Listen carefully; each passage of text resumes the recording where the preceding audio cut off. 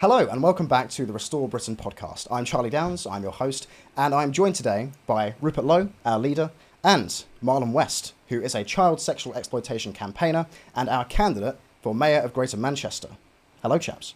Hi. Afternoon, Charlie. You'll have to excuse the sheen on all of our foreheads as we are in a small studio during a horrible heat wave, so try to ignore that. Marlon, why don't you tell us a little bit about yourself, your career, your work, and why you're standing for Mayor of Greater Manchester?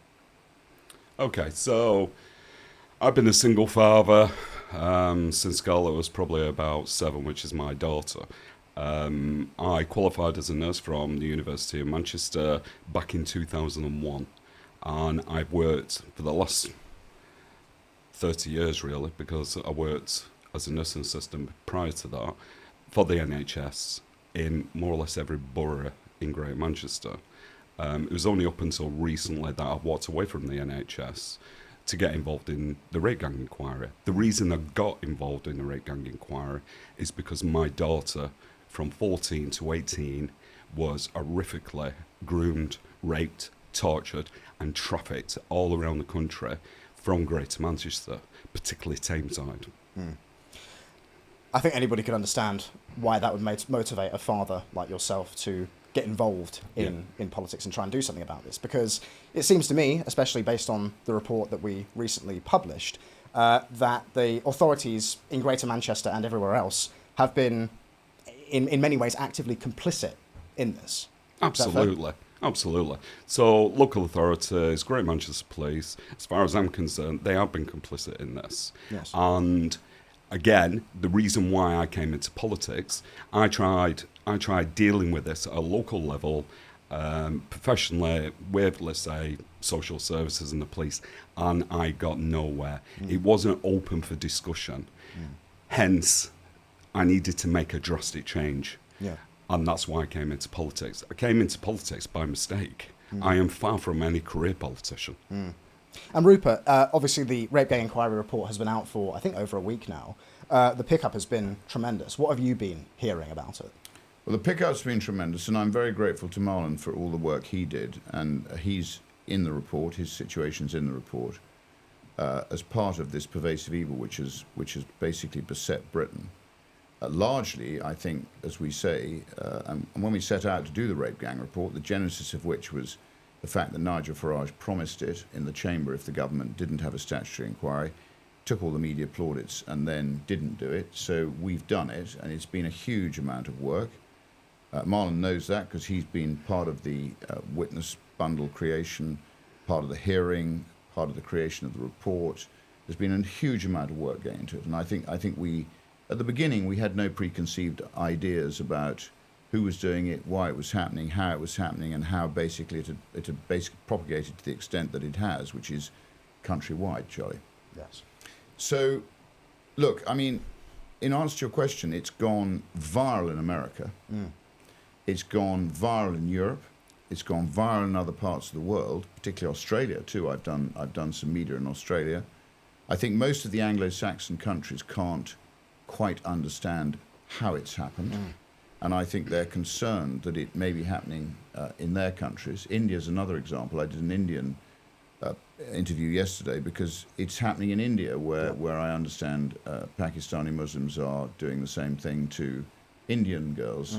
And we know that it was happening to Sikh girls who, in our report, then took control of the men took control of their own destiny and sorted it out to a large extent, which I think it's fair to say the police stopped the white men doing as far as their women were concerned. Yeah. So the Sikhs just took it in under their own wing and dealt with it themselves. So the disappointing thing is that the media here doesn't want to touch it. So the BBC, you may have seen my interview on election night in Makerfield with Laura Koonsberg with Sky. I mean, they really have taken very little interest in what's been happening. And I think that's because they all know that to some extent they are complicit in the growth of this. The essence of a free media is that they should be challenging any establishment failures and bringing them to the attention of the British people. And they've singularly failed to do that. So the mainstream papers most of the, well, certainly the monopolistic BBC, who was supposed to inform, educate, and entertain with complete impartiality, has shown absolutely no intellectual interest. And I think, and Marlon can comment, I think we produced that paper because the government failed to have a statutory inquiry. They're now saying they're going to have a statutory inquiry, but they've watered the terms of that down. They're kicking it into the long grass in terms of timing, so a lot of the findings, if they do make any findings, will be found way beyond the next election, by which time nobody will be held accountable. Yeah. But we went into this, and I think we've got, as I said to Patrick Bet-Davis on the podcast, we've now got a document that should stimulate some serious debate. It's certainly stimulating debate in America. It's stimulating debate across other Anglo-Saxon nations. And the question is, why is our media not taking an interest in it? And it's a big question to which I don't know the answer. But I think we went into it with no preconceived ideas. It wasn't done for any political advantage. It was done because the most vulnerable people in our society were being systematically abused and their life was being destroyed unnecessarily, when a sort of an application of British law would have sorted it out very, very quickly. I'm going to read a short passage from your foreword to the report, which I think is, can sort of preside over this conversation we're about to have about Manchester, which is obviously one of the hotspots where this kind of thing has been going on. You spoke about the cause of this, and I think you addressed this very well in this introduction. You say the root cause was immigration, beginning with the British Nationality Act in 1948 and escalating under Tony Blair from 1997 onwards. Believing proud nations to be responsible for the mid-20th century destruction of Europe, our post-war leaders embraced diversity and multiculturalism as the supposedly civilized alternative. This report establishes beyond any doubt that this open society obsession has in fact enabled untold barbarism of its own. Oil and water do not mix, and cultural differences going back centuries are the genesis of this problem. Well, I've made it very clear, and I've made it very clear on various interviews and podcasts that I've done, that multiculturalism was the way in which I think post-war Europe decided it was going to undermine the nation state and undermine the cohesion that created the high-trust societies that we have developed over many thousands of years, and they don't develop overnight.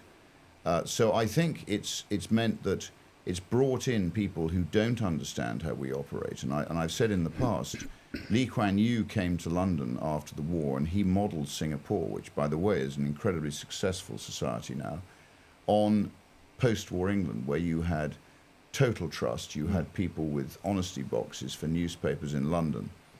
And the whole thing was a nation state at peace with itself. But in order to undermine our nation state, they had to create this multicultural society. So I think multiculturalism, as Enoch Powell said in 69, is undesirable, and it has palpably failed. Yes. But in dealing with the issue, I think what we've always said, and it's in our mass deportations document, we've actually produced a document so people can read what our plan is to try and restore the British Constitution and Britain for the tax-paying, honourable, decent, law-abiding British people. And that starts, as we know, with detaining and deporting people arriving illegally, then finding and deporting people living here illegally, then deporting the 10,500 foreign criminals in our prisons, and then we turn our attention, in the same way that Sweden and Denmark have, to sorting out people who are living here on benefits, who've never contributed to Britain. Yep. And we do it by basically dealing with the welfarism. So we reduce welfarism, we create a hostile environment, and we encourage people to go home naturally. And at the same time, if necessary, we incentivize them to leave. But what we can't do is be unfair or illegal towards people who, through no fault of their own, have been encouraged in a thoroughly underhand, devious and misguided way to come and settle here. And if they're contributing to our economy, as I've said in the past, and they are making a sort of valuable payment of taxes and a contribution, and they accept our laws and they've integrated into our society, there are people who don't think that is desirable, but nevertheless They've come here in good faith, and we cannot treat them in a way which is not either legal or fair. So I think I've always been consistent in my view that I want an accountable government representing the British people in Westminster. That's what I've spent the last 30 or 40 years fighting for since I questioned the Maastricht Treaty. I want an accountable Parliament, which we haven't got. We've been undermined, as we know, by Tony Blair's constitutional reforms, which has created a corrupt judiciary. It's created an unaccountable civil service, which is out of control. Far too many of them, they're paid far too much, their pensions are far too big, and they don't do enough. So, I mean, look, we've got a lot of work to do to restore a country which basically has accountable government, which was envisaged basically under our constitution, British Constitution in 1689. And we've gone such a long way from that we've, thanks to this fear of being called racist, which is, I think, part of this post-war agenda, made people very frightened to actually call out what is clearly wrong. And so I think we offer people the best opportunity to responsibly return to a British nation state which represents and puts above all else the interests of the British people. Yes. And I don't think I need to say it any more clearly than that. I wrote that introduction, and I wrote it because I believe it. And I've seen how the European Union has grown through deceit. And nothing which grows through deceit is ever a long-lasting affair. And I think you will see the end of the euro. It will collapse, but it'll be like communism. When it collapses, there'll be nothing left. It will have completely rotted, which is what's happening now. And you're seeing, European economies, these half-witted people like Andy Burnham want to go back into Europe. The British people voted correctly, in my view, to take back their sovereignty.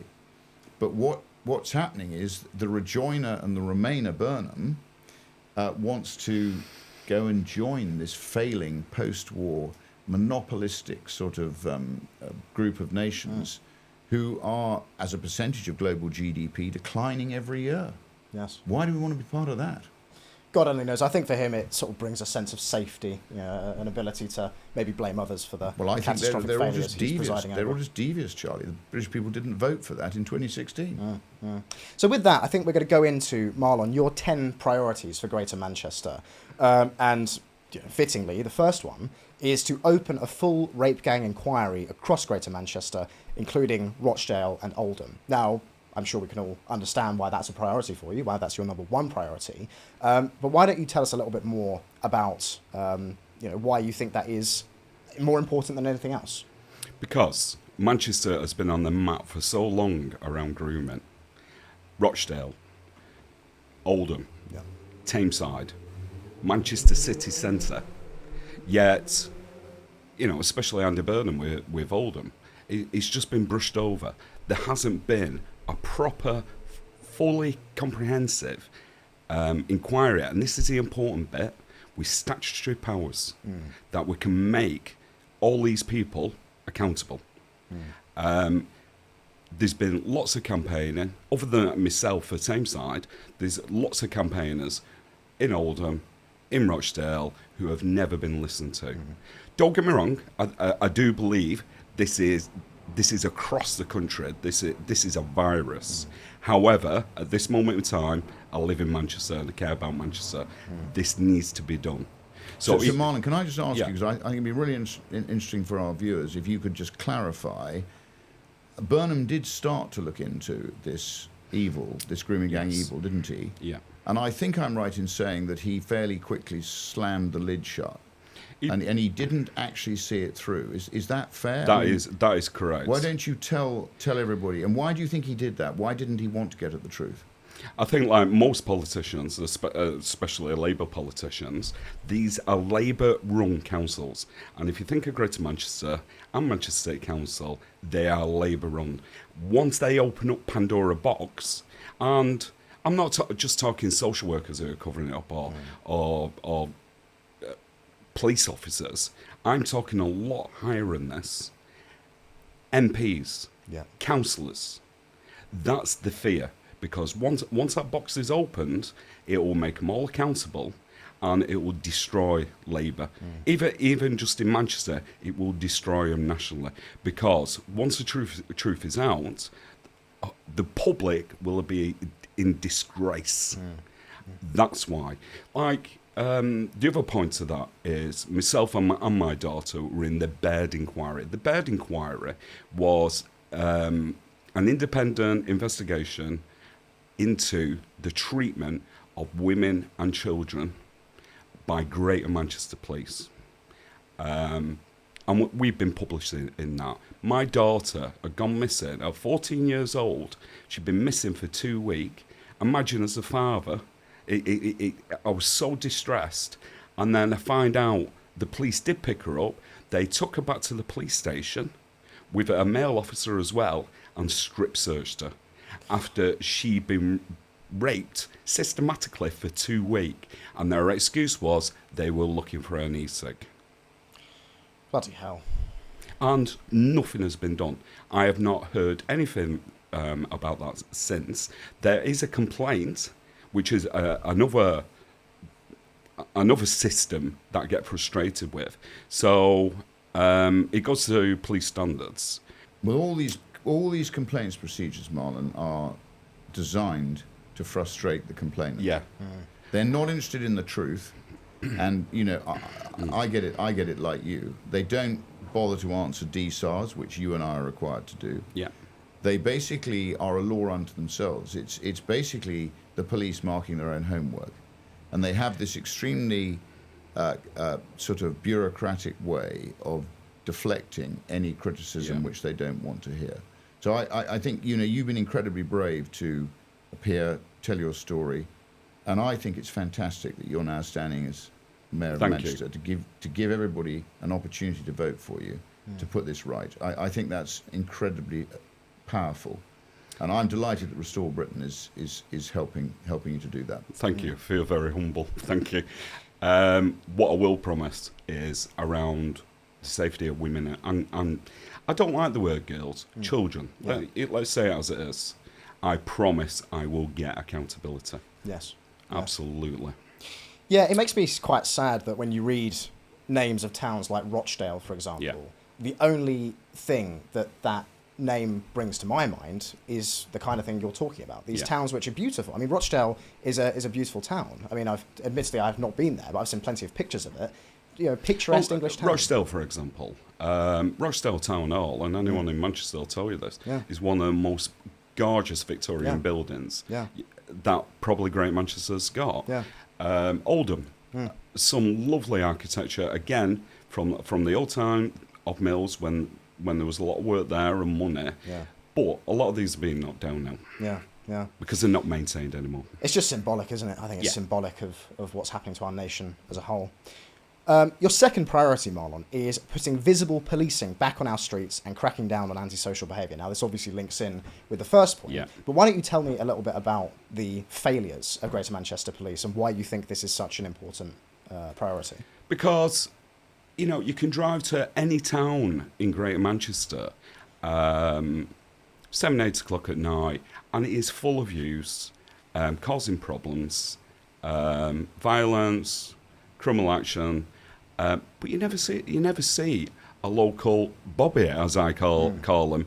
When I was younger in Manchester, you always knew the local bobby. There is no police on the street, and by the time they turn up and somebody reports an incident, they're gone. We need the police back on the street again. Within that as well, the police need to start doing work with these gangs of youths. That is definitely a big priority because, again, it does fit into my daughter. She was groomed via a gang. So there is, again, let's say as it is, paedophiles operating within these gangs. Yeah, I mean, the fact that this is going, completely uncracked down on is just unbelievable. So your third priority is review housing targets and put brownfield land and infrastructure first, a slightly lighter priority. Yeah. Another one that I have a special interest. So within Greater Manchester, most boroughs, they are looking to build on green line. Residents are campaigning against it. What frustrates me, there's a lot of other land within Greater Manchester where they can build on, rather than building on Greenbelt. Like, again, one of my areas, I played there as a child. We have deers running around. It is gorgeous, but they want to build 2,000 houses on there. Yeah. 2,000 houses, let's say 4,000 cars. We already have horrendous traffic in the morning. And where are all these people going to work? We don't have employment there. Yeah. Nothing. So it's just absolutely bizarre. The other thing, what I have been doing, obviously for Restore Britain, we have been leafleting before Great Yarmouth, before Makerfield, and I was shocked at some of these large council estates, the amount of properties that are empty. Yeah. So why don't they start working on their own properties first? Because, everywhere's got a housing problem, rather than building on gorgeous land. I do find that really depressing, because the same thing has happened in Kent, where I'm from. Yeah. Like fields like you were describing that I used to play in when I was a boy, are now, they've been flattened and turned into kind of IKEA flat pack housing estates. And even then, they're not even affordable for somebody like myself. So I'm sure the young people of Greater Manchester will be thrilled to hear that your priority is house building, because God knows that's, as a generation, one of the most distant-seeming achievements that we can possibly get to. Something that was once seen as being just a given, that you would own your own home, now does feel like something that's out of reach for many people. I think that's not paving over, the beautiful. I think that's a really good point. Yeah. A few years ago, they built some lovely houses near me that the council sold the land, £500,000 each. Yeah. How is that affordable housing? Yeah. Is Burnham responsible for that? He is, isn't he? He's he was part of that deal because he's part of the Labour councils. Yes. Yeah. It does seem that all problems seem to lead back to Labour, and Burnham particularly. Yes. He's the guy that's going to be running our country. Yes. In the very, very near future. So, as you know, I call him the Ghostbuster. The Ghostbuster. He's the last chance for the Labour Party, I think. And again, with Burnham, I think it possibly will be worse than Starmer. The only difference is he will do it with a smile. Yeah. Yes, he's a very sinister individual. So priority number 4 is launch a high street crime task force to tackle dodgy shops and criminal fronts. Now, having been to Makerfield recently, this was certainly a problem in places like Ashton, as it is a problem everywhere else in the country. These, vape shops and Turkish barbers and American candy stores, which are obviously fronts for illegal activity. They're always empty. They never have any customers. They only take cash. And they tend to be run by people who, in many cases, don't speak English. They're very obviously recent migrants. And yet they still remain open. They clearly have a good cash flow. So makes you scratch your head about what's actually going on there. So, absolutely. So, again, I don't want to go on about Tameside too much, but I do live there, and I know my town. Obviously, I know Manchester, but I know Tameside better. So, even 500 yards from where I live, we have Market Street. Market Street has 24 takeaways, 9 barbers, half a dozen E6 shops. And again, just to point out, one of the takeaways, Scarlett was part of the grooming process. Really? Through the gangs, yes. And it's still there? It is still open now. And the police know this. The police have investigated it. It's still open now. But it's a really good point. The hairdressers I go to on that street every fortnight has been there since I was a kid. My barber would tell me only recently they've opened a Turkish barber next door to him.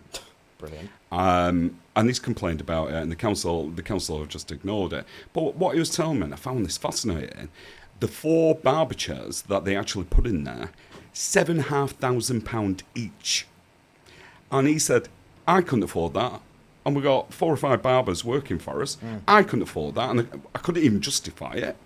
He said, but have you seen anyone in? He said, nobody is going in there. So the running cost, the actual setting up the business, we're talking thousands and thousands. Where has that money come from? And it's the big elephant in the room. We all talk about it behind closed doors because we're frightened of being called racist. But everybody Everybody disagrees with it.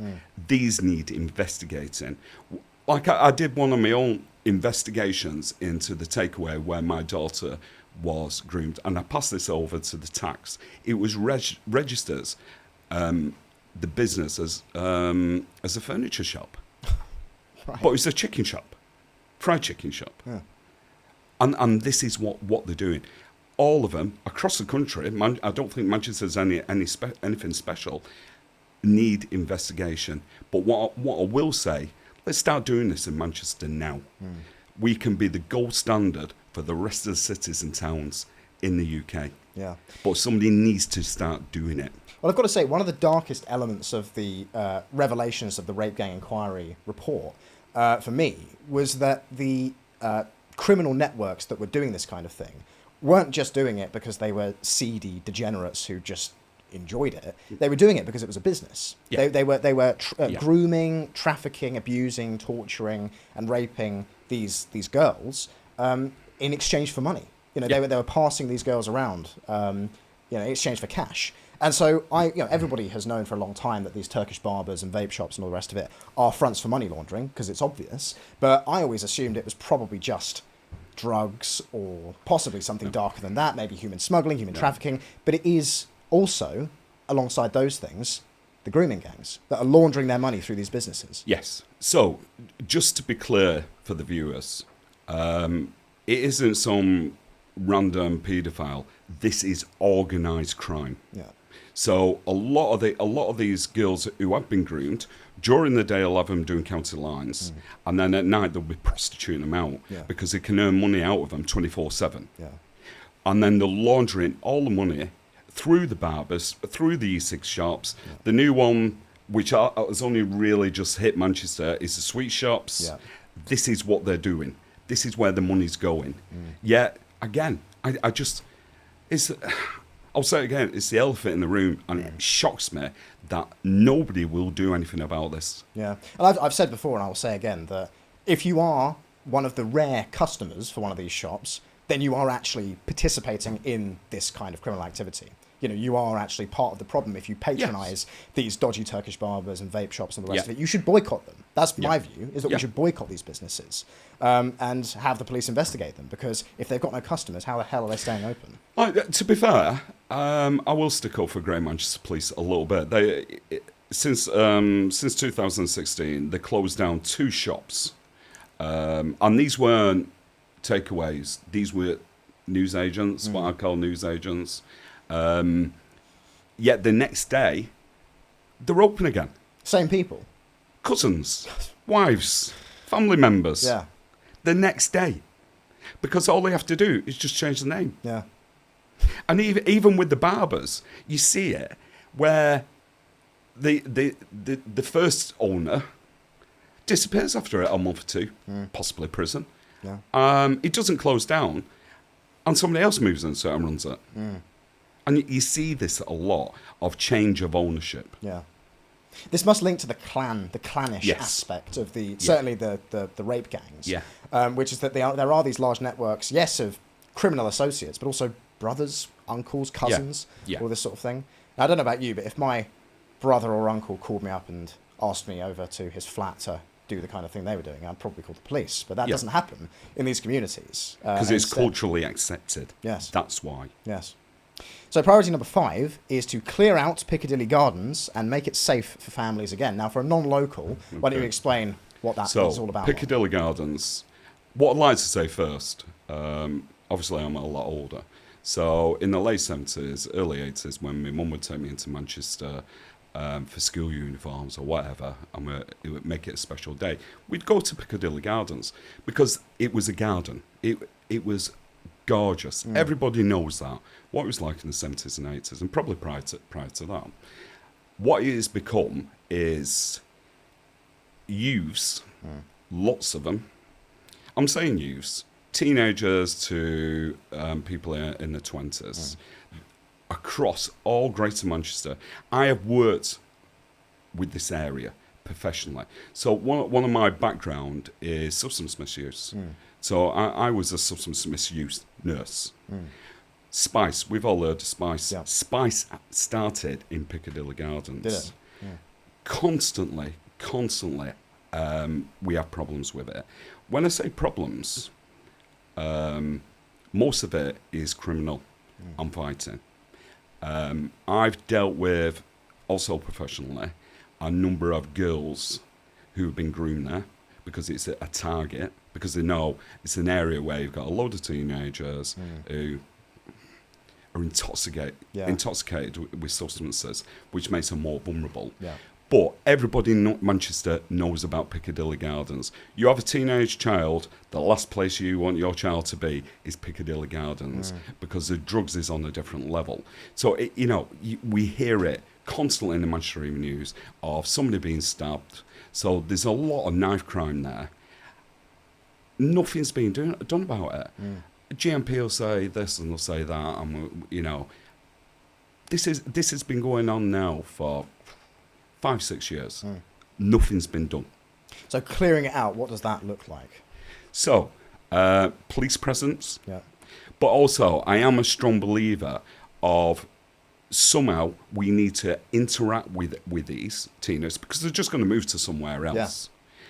Yeah. And also work with the parents or work with the social worker who's assigned to them.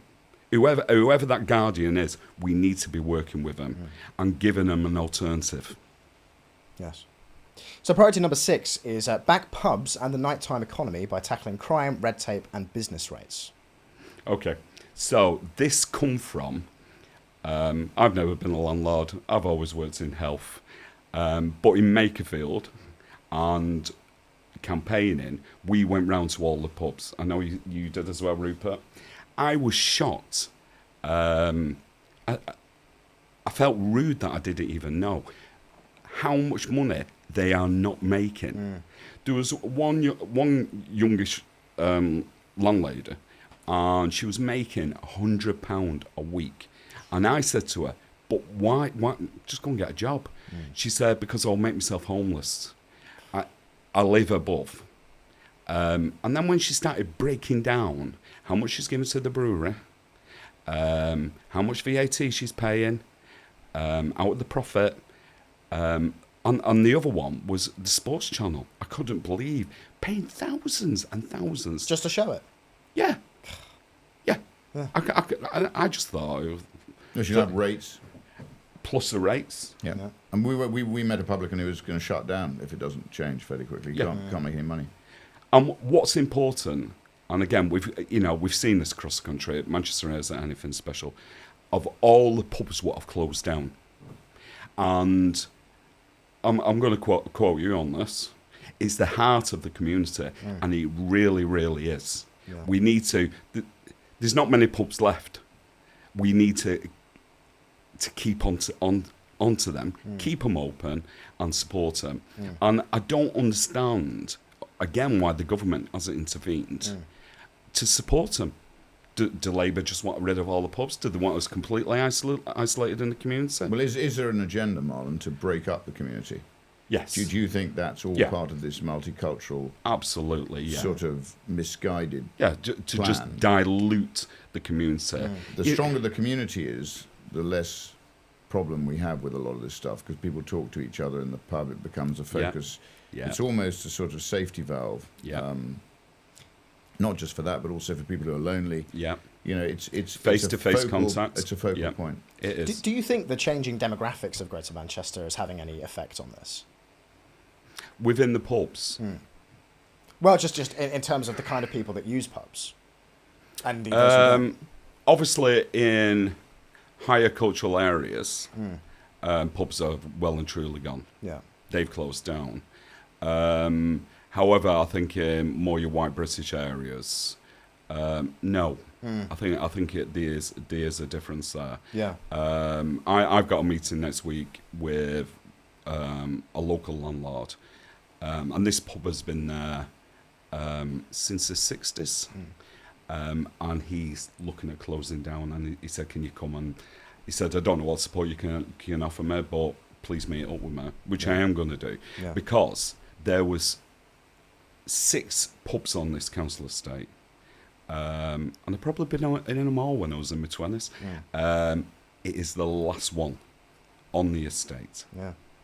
This is one of these dark kind of, less spoken of consequences of mass immigration and demographic change is that, you're not bringing in just atomized economic units who consume and produce at the same rate as the people who are here already. You're bringing in people with very different values, very different ideas, and very different consumption patterns. People coming from, for example, an Islamic country, they're not going to want to use a pub, are they? Because they don't drink as part of their religion. Yep. So of course, if you have a concentration of Muslims in an area that was once white British, as you said, any pubs there are obviously going to close down. So I think this is an essential part. It does worry me to what point, in another 10 years, are the lefties basically going to say pubs is racist? Yeah, well, I think we're already there, to be honest. So number 7 is stop obsessing over central Manchester and focus on towns like Rochdale, Oldham, Bury, Tameside, and so on. Again, really, really important.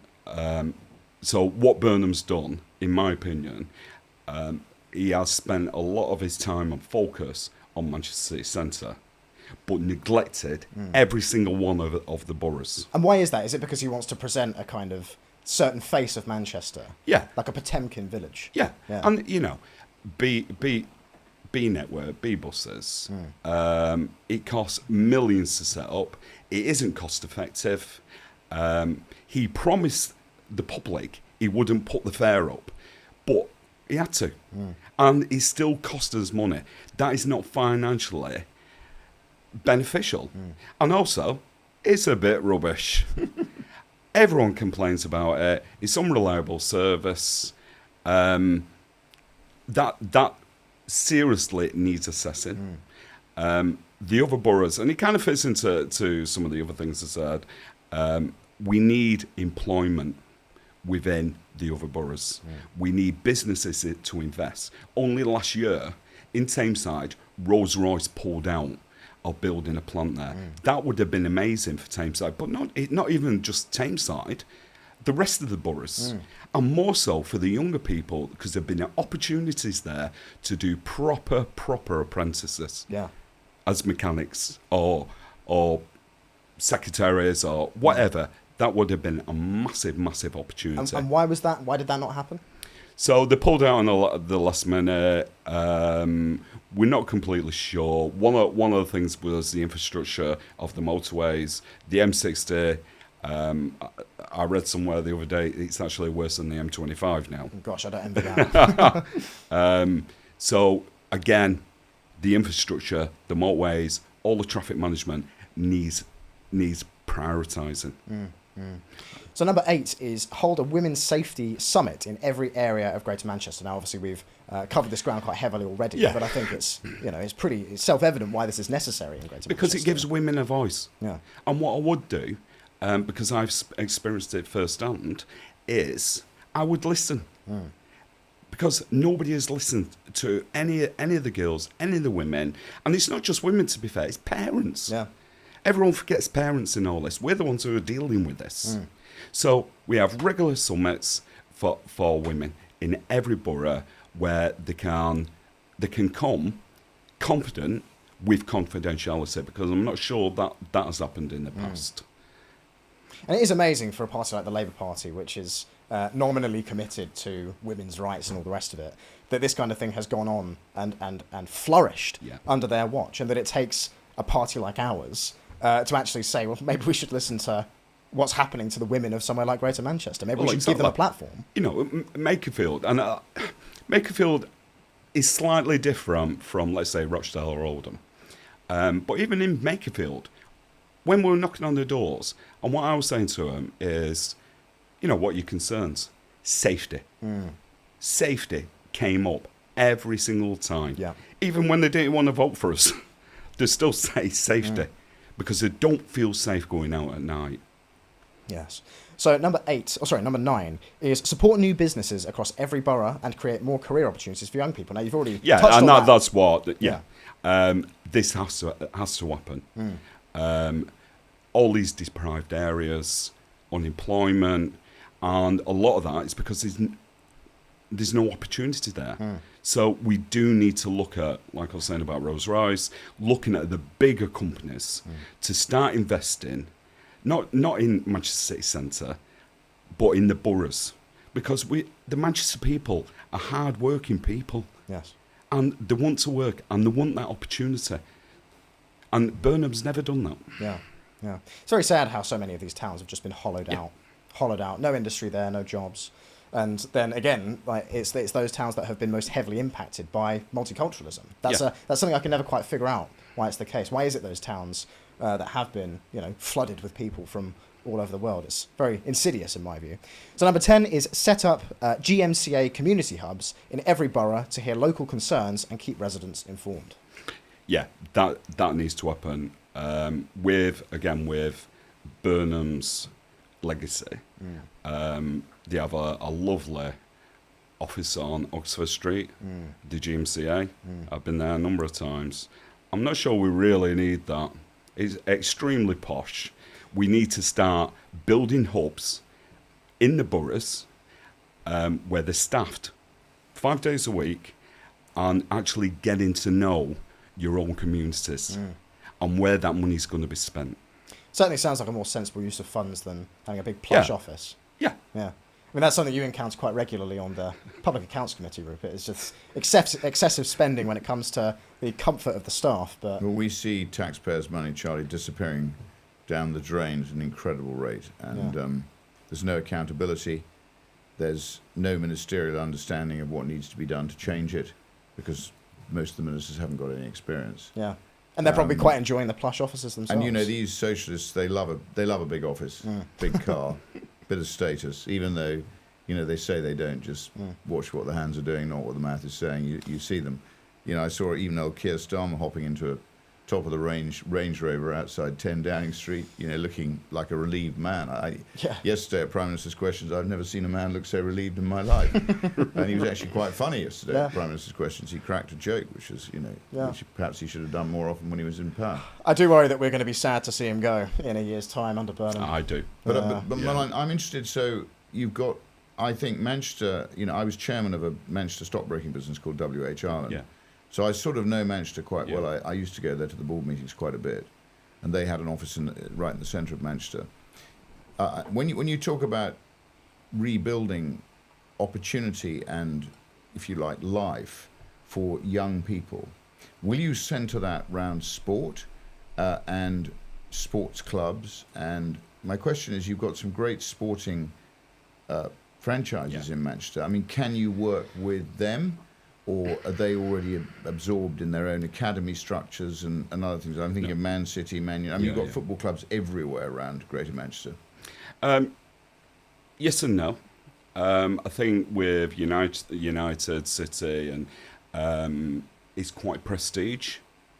What we need to be doing, again, with the children, with the teenagers, with the kids on Piccadilly Gardens, is set up the football clubs and the sports clubs so they can get to that level of maybe getting on the youth club at United. But it just takes them, it gives them a meaning in life. We've done it in It Great gives Yarmouth. them a meaning, yes. And interestingly, the genesis of the Saints, Southampton, which I was chairman of, it was a church vicar who set up, that's why it's called St Mary's, it was the church there.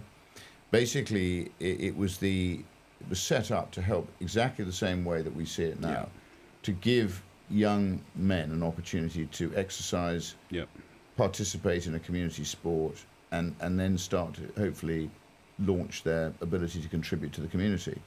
So I think it's incredibly powerful, sport linked with opportunity and giving people, a chance to actually mix with other people and share a common objective. Yeah, absolutely. Where I'm from, Ricky Hatton, the boxer. They are. So, classic example. Yeah. Ricky Hatton trained in Hyde. He was actually from Hattersley originally, trained in Hyde, and the amateur boxing club, and then obviously became pro. That club has just been closed down. It was run by the community. The council have sold the land off. We don't know this yet, but we're being told it's going to be a HMO. Brilliant. They wouldn't reallocate them So they wouldn't give them another place to carry on. There was 50 kids going to this boxing club, from ranging from 6 to 18. When they had meetings with the council, and I believe they also put pressure on Angela Rayner and Jonathan Reynolds. When the local councillors got involved, they said, we're not going to support you with this because we're not promoting violence. We have 2 big boxers who have come from Hyde, Ricky Hatton and Stephen Bell. We should be proud of this, and we should maintain it, because a lot of these kids are proud that Ricky Hatton's from Hyde. So they want to do boxing, they want to do sports. Which it's certainly happening in my constituency in Great Yarmouth, and I think the people who actually run these clubs never get the credit. A lot of them do it for nothing. They do it because they love the sport, they love the area, they love the community. And it certainly is something, I think, which, if you were to be elected mayor, you could help support and propagate, couldn't you? I'd be like a dog with a bone. I wouldn't let it go. Obviously, a lot of the questions today, kids, girls, is really important because they're our future, and we need them safe. We need them to have a positive life, and they are not getting it in Manchester, under Burnham, under a Labour-run councils. It does seem to me, Marlon, just kind of wrapping up and thinking about what you've said about your programme for Manchester, that on the one hand, Greater Manchester is at the forefront of what is being afflicted upon our country by our government, whether it's mass immigration, demographic change, Islamisation, the covering up of terrible crimes, the degradation of public services, the degradation of community, the deindustrialisation, and all the rest of it. It's on the absolute bleeding edge of all of those things. And it seems to me that the programme you're offering for Greater Manchester is something that the entire country would benefit from, because what you're doing, it sounds to me, is putting the people of Greater Manchester first. You're putting first the most vulnerable in Greater Manchester, as you're saying, children and women and people who are falling through the cracks, people who are, in need of help but not getting it because the priorities of the current authorities are somewhere else entirely. So if I became mayor, I'm not a career politician. I've said that. I was brought up when I was younger on the council estate. I didn't go to private school. I've come from the bottom and worked my way up, got into university. I want other people to have opportunity to that in Manchester. But this is really important. If I become mayor, we will be the gold standard for the rest of the country, because we will speak out about the things what are happening in our communities that nobody wants to talk about, especially Labour. Yeah. And I've got to say, Marlon, I mean, we've known each other for a little while now, and you are, you are one of the most driven men I've ever met, and it's understandable given your life experience. I think it's one thing to grow up in this country and see what's being done and to dislike it, for example, how in the way that I do, but to have lived and experienced the rawest, most brutal manifestation of what's going wrong in Britain, which is to have your own daughter caught up in the grooming gangs. I think that would motivate anybody to do the kind of thing that you're now doing. So with that, we're going to leave it there for today. Well, Marlon, I'd just like to say, I admire people from Manchester. I mean, Manchester, as you know, I think I'm right in saying, was the centre of the sort of cotton trade. Yes.